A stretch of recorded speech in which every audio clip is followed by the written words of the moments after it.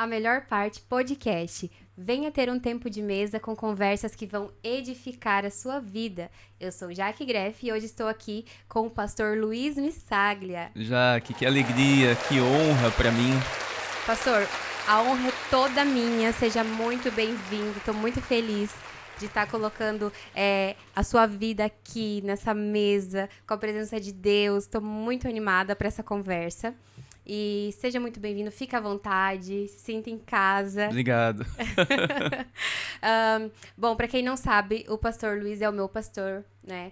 E eu estou muito feliz de ter essa conversa de hoje. Pastor Luiz, como te chamar? Pode chamar de pastor Luiz, como que o senhor prefere ser chamado? Da forma que você quiser chamar, fique à vontade. Legal, pastor. Eu vou chamar de pastor porque eu já acostumei, então não tem problema.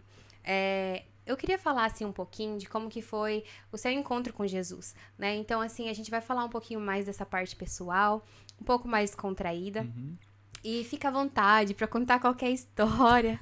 A gente quer conhecer um pouquinho melhor desse início, né? Antes de ser pastor, antes de ser evangelista, antes de ser diácono, onde que foi esse encontro com Jesus? Esse encontro com Jesus foi no ano de 2001, lá nos Estados Unidos, onde nós estávamos morando lá. No ano de 2000, nós saímos do Brasil e uma semana antes de ir para os Estados Unidos, a minha esposa teve uma dor muito forte na barriga. E duas senhoras da Assembleia de Deus oraram por ela e falaram: olha, você está indo para a América para conhecer Jesus. Quando você chegar lá, procure uma igreja evangélica que você vai conhecer Jesus. E quando a minha esposa chegou em casa, ela me contou isso. E eu fiquei muito bravo com ela, porque eu falei: Jesus eu já conheço da minha igreja. E aí fomos para a América. Quando chegamos lá, um ano que estávamos lá, passamos uma dificuldade muito grande. Eu já trabalhava com caminhão na época, nunca tinha entrado dentro de um caminhão na minha vida. E aí eu comecei a trabalhar de motorista de caminhão no ano de 2001. E nós tivemos um problema e acabei perdendo o caminhão para a empresa que eu trabalhava. E ali, na mesma semana, fundiu a transmissão do carro da minha esposa. E era um carro automático. E quando funde a transmissão no carro automático, você perde o carro. Não vale a pena. Vai para o scrap, não tem o que fazer. E ali, nós nos vimos literalmente sem nada. Não tinha dinheiro nem para pagar o aluguel do mês. Nossa, e aí um amigo, o Cláudio, me emprestou $500 para ajudar a inteirar a pagar o meu aluguel. E ali naquele momento de extrema dificuldade, a minha esposa trabalhava com duas portuguesas e elas eram o quê? Evangélicas. E convidaram a minha esposa para ir na igreja. Ali elas foram 2 meses convidando, eu não deixava. Até que chegou um domingo, aliás um sábado, elas convidaram a minha esposa e falou assim: hoje eu vou. E ela se arrumou e foi. Arrumou o Yuri, que na época tinha 1 ano e pouquinho, e chegaram as duas portuguesas num carrão para buscar ela e meu filho. Eu falei: duvido que vocês vão na igreja. Eu fiquei com ciúme. Sério, pastor? Ficou com ciúme? Fiquei com ciúme da minha esposa, eu era muito ciumento. E aí eu peguei e falei: não, eu vou junto na igreja também. E aí eu me arrumei rapidinho, desci, que nós morávamos no 2º andar, desci a escada correndo tudo e fui no carro junto com elas e fomos para a igreja. Naquela noite o pastor falou assim: quem quer aceitar Cristo como seu salvador e quer mudar a história da sua vida? Eu tava tão arrebentado que eu falei: é aqui mesmo. E eu fui e aceitei a Cristo. Foi na mesma noite que aconteceu, então, do senhor aceitar Jesus? Foi na primeira noite. Eu e minha esposa juntos. Meu Deus, que impactante. Eu demorei tanto tempo para aceitar Jesus. Ai, fui várias vezes na igreja e demorei, até que chegou um dia que chegou o meu dia. É que ali a palavra falou tanto comigo. Era uma verdade que eu tava vivendo ali e naquele momento eu vi: não, é Cristo que eu preciso. Que legal, hein? Nossa, esse começo já foi diferente. Foi impactante pra minha vida. E o senhor falou que tinha muito ciúme da sua esposa, então imagina, né? Ela tá aqui, gente, tá ali dando risada. Uma linda esposa, maravilhosa, como que Deus que me deu um presente, né? de Jesus pra minha vida. Uma loira bonita desse jeito. Olhos verdes. Te amo, meu amor. Mas interessante como que foi esse chamado de Cristo pra sua vida, né? Então, pastor, eu queria perguntar, eu acho que já deixamos até uma deixa aqui, né? Alguma coisa de quem era o Luiz antes, então, da sua conversão, né, de aceitar Jesus, algo assim que tenha mudado drasticamente. Eu era assim e Deus tocou no meu coração e a partir de então eu passei a ser assim. Na verdade, eu era um pouco ciumento no passado, eu tinha muito ciúme da minha esposa também. E ali Deus foi trabalhando nessa área na minha vida também e várias outras que que a gente vai se transformando ao longo da caminhada com Cristo, né? Mas basicamente Sim. eu era uma pessoa muito ciumenta. E a sua família, ela já era cristã, mas de qual denominação? Nós éramos católicos. Sim, então o senhor já achava que conhecia Cristo, né? Sim. Mas naquele momento, algo diferente aconteceu ali. Sim, porque a palavra falou diretamente comigo. E ali foi como se o Senhor jogasse uma flecha e atingisse literalmente a minha vida e atingiu o alvo em cheio. Sim. E o senhor teve algum preconceito, assim, nesse início? Ah, os amigos deixaram de lado? Porque, assim, muitas pessoas, quando começam, falam, ah, você virou crente, agora tua vida, né, vai ficar fanático.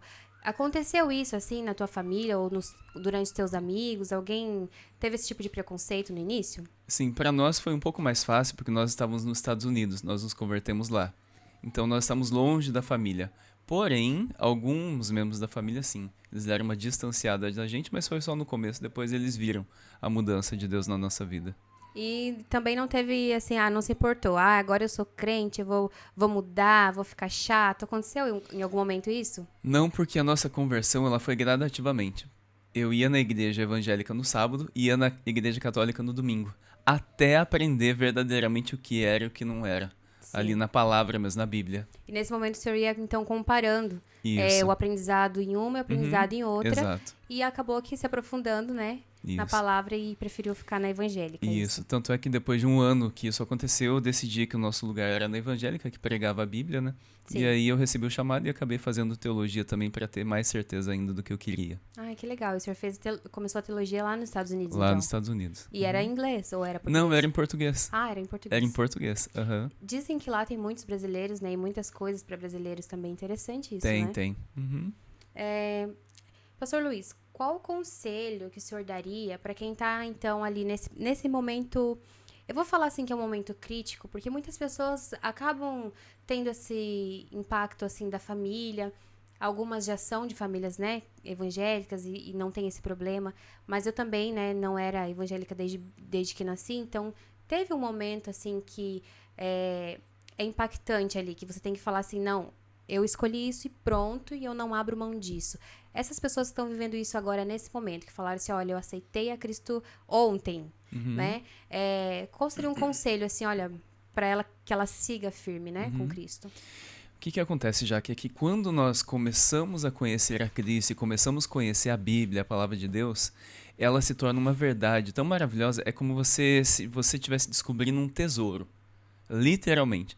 Você observa a Palavra de Deus e vê aquilo ali, você fala, uau, como que eu não vi, como que eu não descobri isso daqui antes? Como que eu passei tantos anos da minha vida longe disso?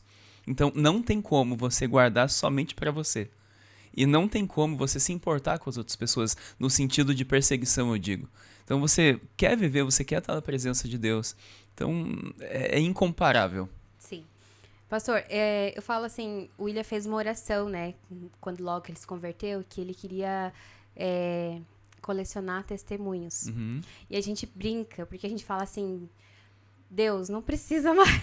Tô brincando, Uau, né? isso é forte. É forte, mas assim, é testemunho financeiro, é testemunho na saúde, é testemunho do nascimento dos filhos. A nossa vida é um testemunho. Então, assim, eu acho que todo cristão que tá ali vivendo com Cristo, ele tem que ter testemunhos de vida, né? E eu queria que o senhor compartilhasse algum pessoal, assim, da sua vida, né? Enfim, algum que o senhor lembre, assim, que seja impactante com a gente, pra gente se inspirar. Olha, o meu maior testemunho, para mim, é ter se tornado um pastor. E estar à frente de uma igreja. Para mim, isso para mim é o meu maior testemunho. Que eu imaginava que isso um dia iria acontecer. Porém, entre você imaginar, entre você sonhar e isso virar uma realidade, é totalmente diferente. Sim. E vendo o que nós vivemos hoje como pastores, perdão, isso para mim é um sonho realizado. Se a nossa vida acabasse hoje, se a minha vida acabasse hoje, eu falaria missão cumprida. Sim. Eu morreria feliz. É uma coisa que o Senhor deve ter ali te forjado, né? Deve ter passado muitas coisas e até o Senhor chegar a esse momento de ser pastor, né? Eu queria fazer uma pergunta, claro, né? O senhor é pastor, não sei se eu poderia dizer assim, mas existem alguns níveis, né, espirituais e também de conhecimento bíblico mesmo, que a gente vai alcançando durante a nossa caminhada com Cristo. Uhum. E um deles, assim, eu lembro que logo que eu me converti, eu nem falava disso, que era o jejum, por exemplo. Né? Porque a gente, quando se converte, você aprende que você tem que orar, que você tem que buscar a Deus, que você tem que ler a palavra. E aí, mais pra frente, você vê, opa, o jejum é importante, né? E o senhor tem o hábito de jejuar? Sim, eu tenho o hábito de jejuar, sim. O jejum, na realidade, você está matando a sua carne e alimentando o seu espírito. Literalmente, você enfraquece a carne e alimenta o espírito. E isso automaticamente vai te deixando mais forte espiritualmente falando. Aonde o seu espírito começa a governar sobre a sua alma. E aí você deixa de ser uma pessoa almática. E assim, eu faço jejum, mas ainda não consegui fazer um período muito longo, assim, né? Então, assim, 2 dias, 3 dias, né? O que acontece? Eu sinto muita fome. Assim, é uma coisa de louco, porque se você não tá fazendo jejum, você fica às vezes o dia inteiro sem comer. Uhum. Que acontece comigo. Mas se você faz o propósito de jejuar, parece que você faz, eu vou jejuar 6 horas, pois você tem fome durante aqueles 6 horas, como parece que nunca teve. Então, pastor, como que a gente faz para vencer isso, né? Para vencer essa fome desesperada, essa carne falando mais alto, né? Poderia deixar um conselho para as pessoas que estão começando a jejuar? Isso. O que acontece? A diferença do jejum, onde você está jejuando, e uma dieta, onde você não quero comer. O jejum é algo espiritual, aonde literalmente você vai estar lidando com o mundo espiritual ali. Então você vai estar jejuando, você vai estar entregando um tempo seu sem alimentar a sua carne e vai estar automaticamente alimentando o seu espírito. Então, à medida que vai passando o dia ali, automaticamente você vai sentir muita fome. Você vai sentir desejos. E é onde você vai começar a aprender o valor do significado da renúncia. Eu renuncio comer porque eu quero e desejo alimentar o meu espírito. Então você vai começando a aprender a renunciar à sua carne, a negar a sua carne, literalmente. E quando você está nesse processo de renúncia, você aprende não só no jejum, mas você aprende a levar isso para a sua vida, para os outros dias. Aí você começa a aprender o valor e o significado da renúncia. Nossa, é forte, né? É igual o senhor falou, às vezes você tá numa dieta e você não sente tanto como você tá realmente num propósito espiritual, né? É, porque o jejum ele tem um propósito, que é alimentar o espírito e enfraquecer a carne. Sim. Fica a dica, pessoal. Então, prestem bastante atenção. Pastor, o senhor tem... Eu que tenho uma curiosidade, assim. Muitos pastores e pregadores, eles sempre falam pra gente orar e buscar uma palavra de Deus pra nossa vida. O que significa ter uma palavra de Deus pra nossa vida? E se o senhor tem uma pra sua vida também? A gente quer saber. Sim, a palavra que eu amo está em Abacuque 3:2. Aviva, ó Senhor, a tua obra no meio dos anos e faze-a conhecida. Essa é a palavra que queima, que arde no meu coração. E quando que o senhor deu, assim, o senhor buscou em oração e aí teve essa revelação dessa palavra? Isso, na realidade, assim, quando nós começamos a igreja na sala de casa, todos perguntavam, pastor, qual é o nome da igreja? Não tinha um nome. Eu falava para os irmãos, olha, nós não temos um nome ainda porque o Senhor vai dar. Daí a importância de nós estarmos na dependência do Espírito Santo de Deus, aonde toda a igreja ela é o corpo de Cristo. E o cabeça quem é? É Cristo.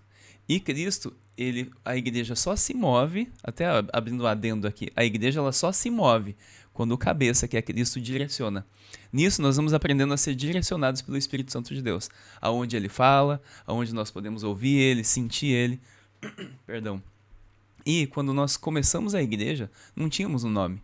E as pessoas perguntavam, pastor, qual é o nome da igreja? Eu falei, calma, o Senhor vai dar. 3 meses depois, na sala de casa ali, antes de começar o lockdown, eu estava deitado na cama com a minha esposa e ali o Senhor falou, aviva Manchester Church. Ali, calou. Glória a Deus, pastor. É forte, né? Eu tive uma experiência agora na segunda conferência, né? De alinhamento e avivamento. Fala na conferência, meu coração começa a queimar. O meu também, eu não vejo a hora da próxima. Mas para quem tá no Brasil, né? Porque tem muitas pessoas que me seguem e que vão ver esse podcast. Nós estamos na Inglaterra, em Manchester. E a Viva Manchester Church, né? Tá em Manchester, tem em Liverpool também. Mas teve uma conferência agora em abril. E essa conferência, ela impactou muitas vidas. Assim, eu fui, sim, esperando receber algo de Deus, mas acho que eu não imaginava ser tão impactada, assim. Me converti em 2007, né? Não, 2007 foi assim que eu já estava indo na igreja, mas eu demorei um tempo até aceitar Jesus, depois mais um tempo para me batizar. Então, assim, eu queria tudo muito entender, sabe, as coisas antes de me entregar, assim, a isso. Mas em todo esse tempo, já participei de retiro no Brasil, já participei de encontro com Deus. Inclusive, teve um encontro com Deus que eu buscava ser batizada com falar em línguas. E eu falei, esse encontro vai ser, porque assim, toda vez eu ia à frente buscar oração, o pastor vinha, vamos orar para quem quer receber o batismo com o Espírito Santo e o dom de orar em línguas, e eu ia, e eu era meio travada em relação a essa parte, não conseguia. E eu lembro que teve um encontro com Deus, que eu falei, não, nesse encontro com Deus vai ser. E foi tremendo, assim, o encontro com Deus, e chegou o momento, né, o tal momento tão esperado, de receber a oração para orar em línguas. O William caiu no chão, começou a orar em línguas, minhas amigas caíram. O pastor veio orar em mim, era um pastor de fora, na época não era o meu pastor. E ele colocou a mão na minha cabeça, e eu lembro que ele começou a orar, e ele começou a falar, declara que você ama o Senhor, enfim. E ele começou a orar, e eu não conseguia. Eu falava coisas pra Deus, mas eu travei ali. Então, assim, eu tive muitas experiências antes, em retiros, em encontro com Deus. Depois recebi o dom de falar em línguas, até quando a gente morou em São Paulo. No momento que ninguém estava orando por isso, né? E eu já tinha meio que desistido, assim. Mas veio também uma pregadora de fora e ela falou assim, eu tô sentindo que não é pra eu pregar.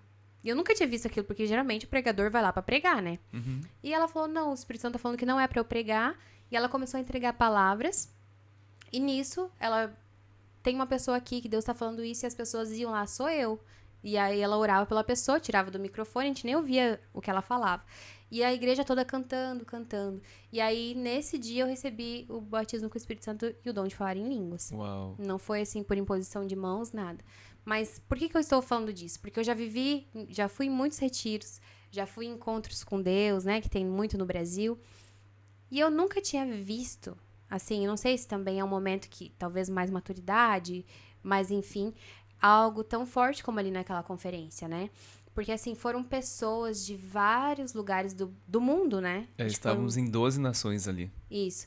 E as vidas de várias pessoas, assim, muito impactadas, dos jovens. Teve um momento que eu fiquei cobrindo lá o momento do culto dos jovens. E eu fui impactada naquele culto. Então, assim, eu vi realmente o agir de Deus ali. Eu queria que o senhor comentasse um pouquinho sobre a conferência, sobre por que será que aconteceu tanta coisa naquele lugar. Glória a Deus. Na verdade, na conferência, nós entendemos o real significado da unidade. Todos nós estávamos ali com um só propósito, que era buscar a presença do Senhor. E isso faz toda a diferença.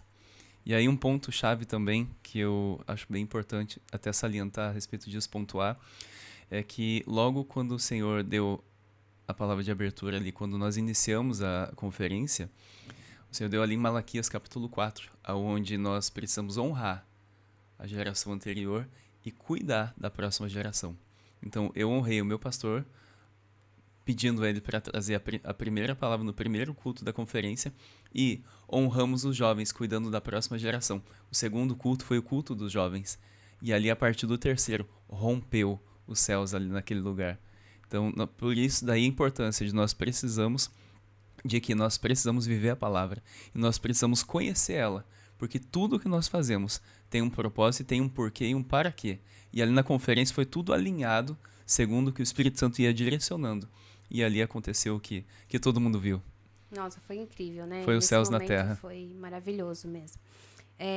Pastor, entre, né, tantas coisas, a própria Viva Manchester, a Viva Liverpool, agora a Viva Paquistão, que o senhor está discipulando lá, né? O que o senhor sente, assim, desse chamado pastoral? O que Deus tem feito nessa comunidade, assim? Qual é o diferencial da Viva? Eu tenho visto o Senhor transformar literalmente a vida das pessoas, a vida dos irmãos. Uhum. E ver como elas chegam na igreja, ver o processo de transformação na vida de cada uma delas ali, elas se tornando a cada dia, a cada semana ali mais parecidas com Cristo. Isso é maravilhoso demais. Pastor, eu fiz essa pergunta para já engatar uma outra pergunta, que já que o senhor está falando dessa transformação, o que muda? Talvez a pessoa que está assistindo a gente aqui, ela não ainda nem aceitou a Cristo, né? Ela tá meio perdida. Talvez tenham pessoas que nunca ouviram falar de Jesus. Qual é, por exemplo, vamos dar um exemplo assim bem prático. A diferença de criar os filhos e ter um casamento seguindo a Cristo, por exemplo. Para quem está nos assistindo entender qual é a diferença. Jaque, eu vou te dar um exemplo bem básico. Qualquer utensílio que você tem na sua casa, você, quando compra uma batedeira de bolo, ela vem com um manual, não vem? Para você extrair o melhor daquela batedeira, você saber utilizar todas as funções dela. Quando Deus criou o homem, criou a mulher, ele também enviou um manual. E esse manual é a Bíblia. E quando nós começamos a aprender a Bíblia e a gente compara a forma que eu estava vivendo e a forma que Deus ensinou para o homem viver, e você começa a praticar aquilo que está no manual do homem, como se estivesse no manual daquela batedeira que você comprou aí na sua casa, você começa a colocar aquilo ali em prática e você começa a ver a sua vida ser transformada, literalmente. E isso é tremendo. Uau, gente, amei a resposta. Parabéns, pastor. Ficou muito bom. Glória a Deus. Deu para entender muito bem a diferença. E os seus filhos, e a sua esposa, né? A gente não sabe. Essa semana mesmo a gente viu tragédias acontecendo aqui no Reino Unido, né? E eu fiquei pensando, assim, falei inclusive com meu filho, né? Com o Davi, ele tem 9 anos hoje, para quem lembra do Davi. E eu falei para ele, filho, a gente não sabe o que vai acontecer. Porque pode acontecer, né? Da gente morrer, de acontecer algum acidente. E a gente ficou falando sobre isso, porque eu queria falar pra ele, por exemplo, o que eu quero deixar pra ele, sabe? Vamos supor que acontece alguma coisa e amanhã eu não estou mais aqui. O que eu deixei pro meu filho, sabe? O que eu ensinei ele? Será que ele vai conseguir entender, né? Uma ausência de um pai, de uma mãe? Será que ele vai ter a força de buscar em Deus e saber que Deus é o pai dele, né? Que vai suprir tudo que ele precisar? Então, assim, qual que é o legado, ou o que a gente tem que deixar para nosso esposo, nossos filhos, digamos assim, que amanhã o senhor não está mais aqui, o que o senhor gostaria, como o senhor gostaria que eles lembrassem do senhor, assim, e qual é o legado que o senhor deixaria para eles? Na realidade, tanto os filhos quanto o cônjuge, eles precisam ver Jesus em nós. Né? Esse é o nosso maior legado. Eles precisam ver Cristo em nós para que, através das nossas atitudes, eles se encorajem também a seguir o mesmo modelo. Nós nos tornamos um padrão, um modelo a ser seguido a cada dia. É claro que a cada dia nós estamos num processo de melhoria contínua. Né? Até o momento da nossa morte, nós vamos nos tornando como Cristo. E ali, vendo isso acontecer no dia a dia, a esposa presenciando, os filhos ali observando a mudança na vida do pai, a mudança na vida da mãe, isso também vai sendo um legado que o pai e a mãe vão deixando para os filhos também. Sim. Esse, no meu ponto de vista, é o maior legado. Ver a transformação da pessoa se tornando ali, aquela busca de se parecer literalmente como Cristo. Amém, amém. A gente tenta fazer isso, né, Sim. pastor? Uhum. Eu sei que, né, como pais, eu, né, falo por mim, a gente falha e tudo, mas eu sempre peço a Deus, né, que eu possa dar um bom exemplo para os meus filhos e que eles vejam como eu amo a Deus, né? Isso. Como eu sou grata a Deus, como o Senhor é bom pra gente, né? Para que eles possam se inspirar nesse amor e buscar, né? O grande detalhe é qual é o modelo que nós estamos nos tornando dentro da nossa casa. Né? Isso é a maior pergunta, é a pergunta-chave. Qual é o modelo que nós estamos nos tornando? Pastor, agora a gente vai para umas perguntinhas que elas são um pouco mais rápidas, assim. Se quiser responder com uma palavra só ou com uma frase. E aí, gente, depois vocês podem até deixar nos comentários sugestão dessas perguntas rápidas que tem gente que chama bate-bola, né? Uhum. Aquela coisa assim de eu falo, o senhor dá uma resposta rápida, tá? E aí, vamos ver o que vai acontecer aqui. Ai, ai, ai. Uma música. Holy Forever. Ah, é linda demais. Uma comida. Lasanha. Qual sabor? Bolonhesa. Ah. Aliás, bolonhesa e molho branco com brócoli e bacon. Gente, já fica a dica, ó. Se quiser, então, fazer uma janta e convidar o pastor lasanha de bolonhesa. Não faça de frango, né, Não, pastor? não. Por favor, porque ele não gosta. Nem arroz. Gente, a primeira vez eu falei, não acredito que eu conheci uma pessoa que não gosta de frango e não gosta de arroz. Eu amo os dois. mas o pastor Luiz não gosta, tá? Um lugar preferido. Jerusalém. Uau! Eu ia falar uma viagem. Jerusalém. Jerusalém também. Um sonho de vida pessoal. Se parecer com Cristo. Amém. E um sonho de vida ministerial. Ver pessoas entregues ao Senhor. Uau! Parabéns, gostei muito das respostas. Depois vocês deixem nos comentários mais perguntas que eu posso fazer, tanto para os próximos convidados também. E agora a gente vai deixar conselhos finais. Gostaria que o senhor deixasse conselhos finais para quem quer continuar firme no caminho com Jesus. Às vezes é uma pessoa que está passando uma luta, uma dificuldade, né? Eu queria que o senhor falasse uma palavra, assim, deixasse uma palavra para essas pessoas. Pessoas que estão passando até por depressão, pessoas que estão, às vezes, sem um lugar para ir, uma igreja para participar. Pastor, fica à vontade, como o senhor mesmo fala, deixa Deus te usar para deixar uma mensagem para essas pessoas que estão nos assistindo, ou que também depois alguém vai encaminhar uma mensagem, que está passando um momento de dificuldade na vida.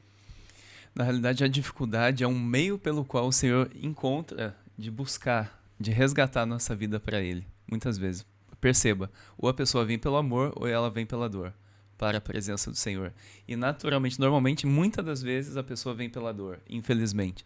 Então, que esse não seja o seu caso de vir pela dor. Não espere a dor chegar para vir para a presença de Deus. Então, eu gostaria aqui de deixar um convite um convite e uma pergunta. Você sabe onde você vai passar a sua eternidade? Né? Nós falamos muito que, principalmente os jovens, eles não gostam da palavra spoiler. Não vou dar um spoiler de um filme. Nós já temos o spoiler do que vai acontecer no fim. É verdade. Nós já temos, a Bíblia já nos conta o spoiler de tudo. Então, se eu já sei o que vai acontecer no fim, eu preciso me preparar, é o que nós fazemos hoje, todos os dias. Nós estamos nos preparando para o fim, para encontrar com o Senhor, para viver com Ele, para reinar com Ele nessa vida aqui também e nessa terra, que nós reinaremos com Cristo aqui também, no futuro. Então, fica aqui o convite para você que talvez tenha dúvida de onde você vai passar a sua eternidade. A palavra de Deus nos dá um spoiler de como será e o que você tem que fazer para chegar lá. Vem junto com a gente que você vai aprender. Pastor, eu tenho aqui um presente, né? E eu quero deixar aqui, ó, só para vocês ficarem com vontade. É algo profético, é uma lembrancinha, é uma coisa simples, mas todo mundo que vier participar aqui, o William vai reclamar, né? Porque ele não ganhou. Mas, enfim, eu tenho um presente e eu quero que o senhor abra. Uau. E leia agora, ao vivo. Uau. Aqui. Não vai ser igual para todo mundo, tá, gente? Mas esse foi o primeiro. Olha, glória a Deus, obrigado. E aí eu fiz um cartão, né, com uma mensagem. E aí você vai aí em casa já se preparando para vir participar também, porque vai ser bênção. E para cada um vai ter uma surpresa aqui, gente. Não posso contar. Vou falar igual o meu pastor. Não posso falar. Não posso revelar. Não posso falar. Wow, thanks so much. Pastor, gostaríamos de agradecer por todo o apoio, pelo cuidado, pelas orações, que possamos conseguir dar bons exemplos e sermos motivo de orgulho para a nossa comunidade. Sabemos que ser uma boa testemunha não é fácil, mas nosso coração deseja isso, porque queremos que as pessoas vejam quão bom é ser seguidor de Cristo. Apesar das lutas constantes, nos alegramos em saber que escolhemos este caminho todos os dias. Contamos com vocês para nos ajudarem em direção ao alvo. Essa xícara é apenas algo profético, uma lembrança de que ele voltará como um leão e estaremos juntos nesse dia. Amém. Que o seu coração permaneça humilde e com essa unção de paternidade crescendo a cada dia. Deus abençoe e proteja vocês, Jaque, William, Davi e Helena. Que lindo, glória a Deus, eu recebo com muito amor e alegria. Obrigada. Nossa, pastor, eu nem sabia que você ia ler. Achei que você ia só ler e comentar, mas não ler, mas ok, ficou ótimo. Deus abençoe, muito obrigada por participar. E a gente deixa um abraço, que Deus abençoe a semana de vocês. E é isso, pastor. Amém, que alegria, muito obrigado. Fica aqui o convite para você assistir o podcast da Jaque, que é tremendo e você vai ser edificado maravilhosamente. A melhor parte, podcast. Obrigada, gente. Tchau, tchau. Deus abençoe.